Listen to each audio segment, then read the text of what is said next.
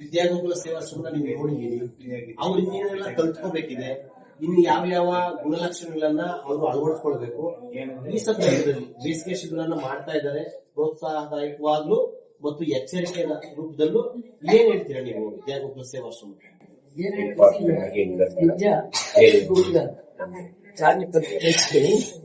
ತುಂಬಾ ಒಳ್ಳೆ ಕೆಲಸ ಮಾಡಿದೆ. ಎಲ್ಲ ರಂಗದಲ್ಲಿ ಮುಂತಾ ಇರ್ತಾರೆ. ಕರಾಟೆ ಏನು ಹೇಳಿದ್ರೆ ಜಾಬು ಎಲ್ಲ ಕಡೆ ಹೋಗಿದ್ದಾರೆ.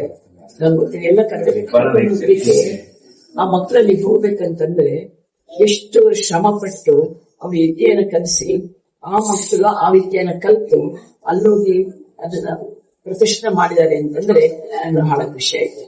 ಜೊತೆಯಲ್ಲಿ ಇನ್ನಷ್ಟು ಅಷ್ಟು ಎಲ್ಲಾ ಮಕ್ಕಳು ಇದರಲ್ಲಿ ಇನ್ವಾಲ್ವ್ ಆದಾಗ ಅದನ್ನ ಯಾರಿಗೊಬ್ರು ರಾಷ್ಟ್ರ ಮಟ್ಟಕ್ಕೆ ಹೋಗುವಂತ ಒಂದು ಅವಕಾಶ ಸಿಗುತ್ತೆ ಅಂತ ನನ್ನ ಒಂದು ಭಾವನೆ.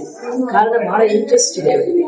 ನಾನು ಯೋಗ ನೋಡಿದ್ಮೇಲೆ ಅವ್ರು ಮಾಡಿದಂತ ಒಂದು ರಾಷ್ಟ್ರ ಮಟ್ಟದಲ್ಲಿ ಅವರು ಹೇಳಿ ನಾನು ಆರೈಸಿ ಧನ್ಯವಾದಗಳು. ಗುರುವಿನ ಗುಲಾಮನಾಗರ ತನಕ ದೊರೆಯದನ್ನ ಮುಕ್ತಿ ಅನ್ನೋ ಪದನೂ ಇದೆ. ವಿದ್ಯಾಗೋಕುಲ ಸೇವಾಶ್ರಮ ಬುನಾದಿಯಾಗಿದೆ.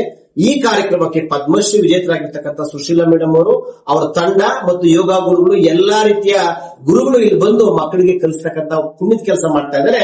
ಇಂತಹ ಸಾಧಕರಿಗೆ ಮತ್ತಷ್ಟು ಪುಣ್ಯ ಲಭಿಸಲಿ. ಶಶಾಂಕ್ ಜೊತೆ ಸುರೇಶ್ ಬಾಬು, ವಿಶ್ವಭಾರತಿ, ಯಲಹಂಕ.